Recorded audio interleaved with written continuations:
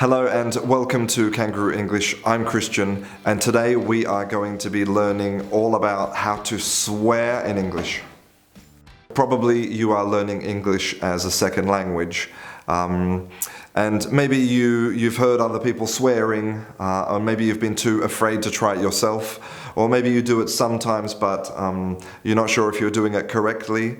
Well, in this class we're going to talk about the origins and the psychology of swearing, and then I'm going to give you some vocabulary and talk about some grammatical structures that you can use so that you can swear correctly in English. Okay, so what is swearing? Well, it's simple really. Swearing is the use of taboo words. And what is a taboo word? A taboo word, also profanity, okay, profanity is a synonym for a taboo word. Profanity comes from the Latin profanus, which means outside the temple. And this shows how the origin of swearing in English, as with most other languages, actually comes from religion. And taboo words were the names of higher and lower powers, such as gods and devils. And in early religions, these words were forbidden to be spoken. People would use these taboo words to call upon the higher powers to witness something or to make a change in the world.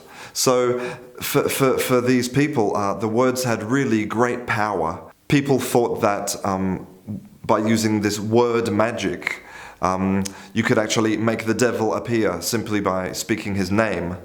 In medieval times, using taboo words in public could lead to the death penalty. And that's why even today, Bart Simpson says, "Holy cow," instead of "Holy God." And people say "gee whiz" instead of "Jesus."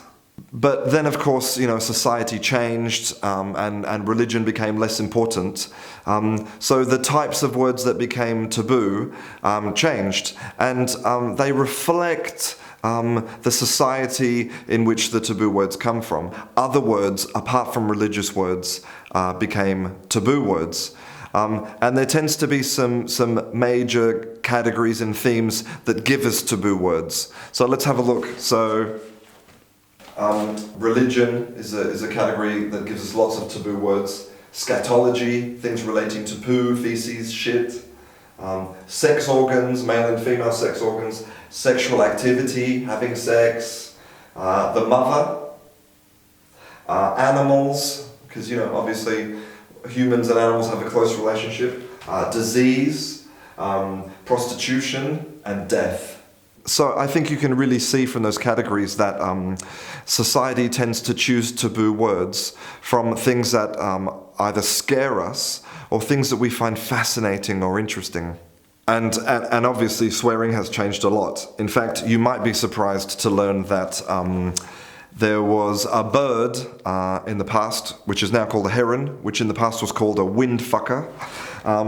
There was a street full of prostitutes in London called Grope Cunt Lane, and also that there's a place in Lincolnshire which was originally called Shitstream. We can only imagine what was passing down that river. You might also be surprised to learn that in the past the word damn was so strong that it couldn't even be printed. Even in early 19th century America, the word leg was considered taboo and you had to use the word limb.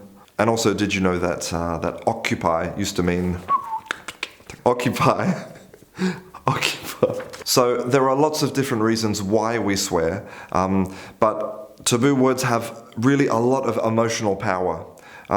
So in his book, The Stuff of Thought, Steven Pinker identifies 5 different types of swearing. So let's have a look.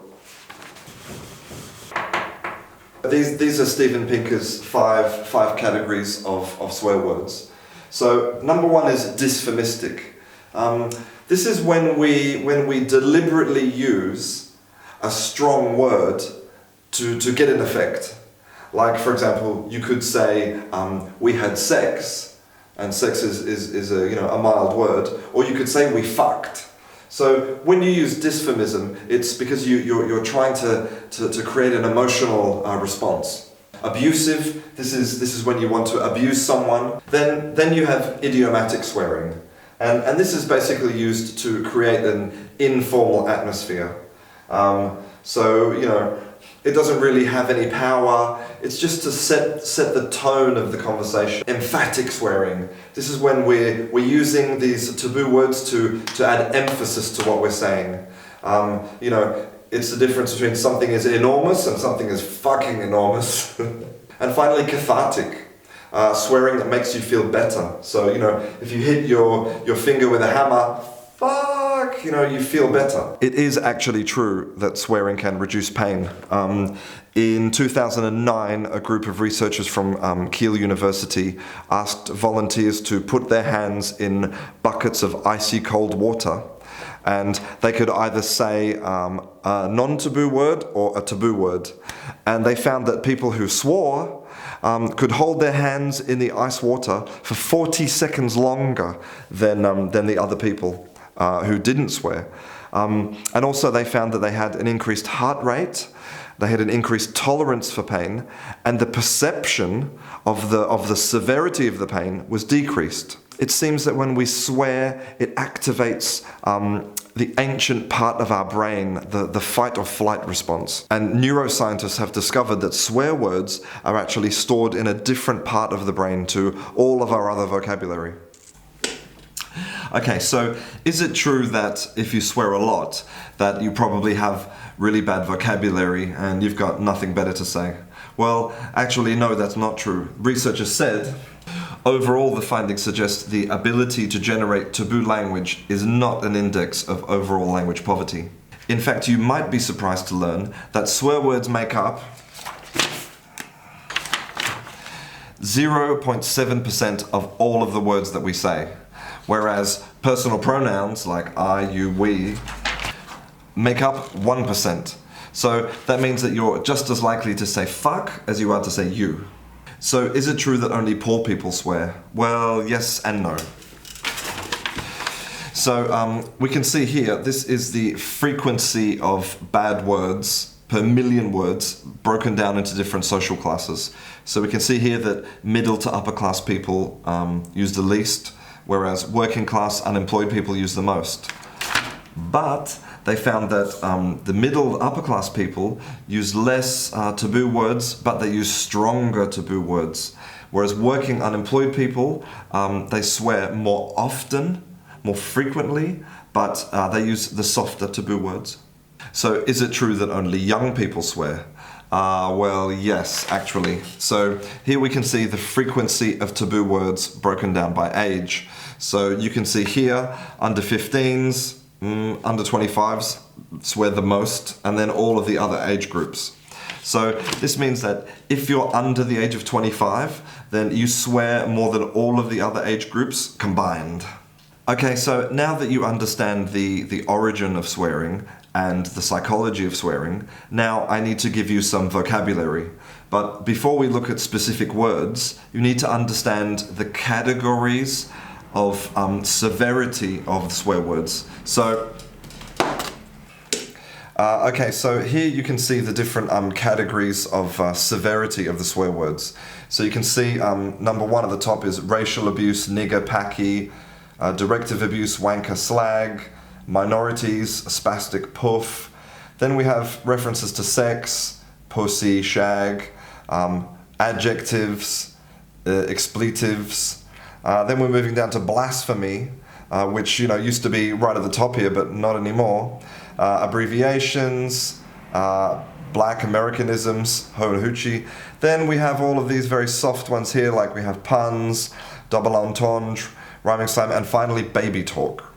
Also, it's really important to remember that there's lots of regional variation in swearing, okay? In 2015, an American research team sucked in all of the geocoded data from Twitter, and they created maps of different swear words. So you can see here that this is the word douche, which is really popular here in the north of America, and here hardly used at all. Whereas if we look at fuck, for example, everyone on the coast seems to like it, but in the middle, yeah, it's not really too popular. And it's also really important to remember that you have to use the right swear word in the right context. So, for example, your doctor is not going to ask you for a doo-doo sample or a shit sample. He's going to ask you for a stool sample. And the gynecologist is not going to ask a woman, how often she fucks her husband. So it's important that when you learn the words, that you also learn the context that you can use the words. Okay, so now let's count down the top 15 UK swear words. Okay, so let's count them down. So we're going to do a classic countdown from number 15 to number 1. Spastic, piss off, twat, whore, shag, packy, asshole, bollocks, prick, fuck, bastard. Okay, so we're going to do the top 5 now. Nigger, wanker, fuck, motherfucker, and finally the number 1 most offensive, most severe swear word in UK English is cunt. Okay, so now you have some vocabulary. Now you need some grammatical structures that you can use to put this vocabulary in. So in his book, Swearing in English, Tony McHenry identified 15 different types of grammatical structures used for swearing. And we're going to look at the most important ones so that you can understand how you can swear properly in English. Okay, so first you can use these taboo words as adjectives. So the first one here, you can see this film, is shit. And here, before the noun, this fucking idiot. Also, you can use it as an adverb. So here, it was fucking marvelous. So we're using this adverb here to describe the adjective. Or here, we're using the adverb to describe this verb, do. Also, you can use taboo words as nouns. So I've got shit to do here, noun position, and also I hate that fuck.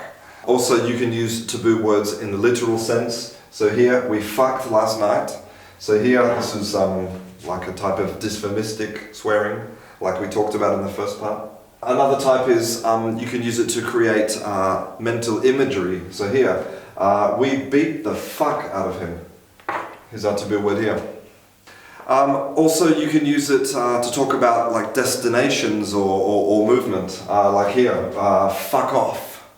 And then you have idioms, English idioms and phrasal verbs like I don't give a fuck here, or to fuck around, fucked around all day, which means that you did nothing.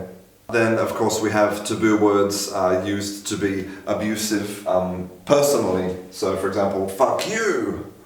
And then, of course, you have just the general use of taboo words. Like, for example, if you hit your finger with a hammer, or if you suddenly realize you forgot something, you can say, oh, fuck. So I was just thinking about which English-speaking country is probably the best at swearing. And then I remembered that after the vote for Brexit, Donald Trump went to visit Scotland. And he sent out a tweet saying that the people of Scotland had voted for Brexit, but they hadn't. So the Scottish people sent him lots of tweets, and some of them really show you the flexibility and creativity of English swearing. Tim Footman said, let me see if I can get some focus on this one here. Yes, he said, Scotland voted to stay, you witless fucking cocksplat. Scotland voted overwhelmingly to stay in the EU, you weasel-headed fucknugget. Scotland hates both Brexit and you mangled apricot hell beast. But I think for me the most impressive, the most creative is this one here, which is Scotland voted to stay and plan on a second referendum, you tiny-fingered, Cheeto-faced, ferret-wearing shit-gibbon. This is an example of the creativity and versatility of English swearing, and how good your vocabulary needs to be to swear well. I almost forgot to tell you about a type of swearing in English which is really fantastic. It's called expletive infixation. So Basically what it means is that you take a word, usually a long word with lots of syllables, and then we break up the syllables and then we insert a swear word. Okay, I'll give you an example. So we have the word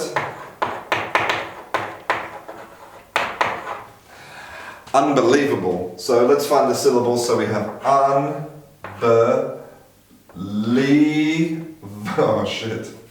unbelievable. Okay, 1, 2, 3, 4, 5. Okay. Now what we need to do is find the stressed syllable. Where's the stress? So unbelievable. Okay, unbelievable. So that means here in this position here. Okay.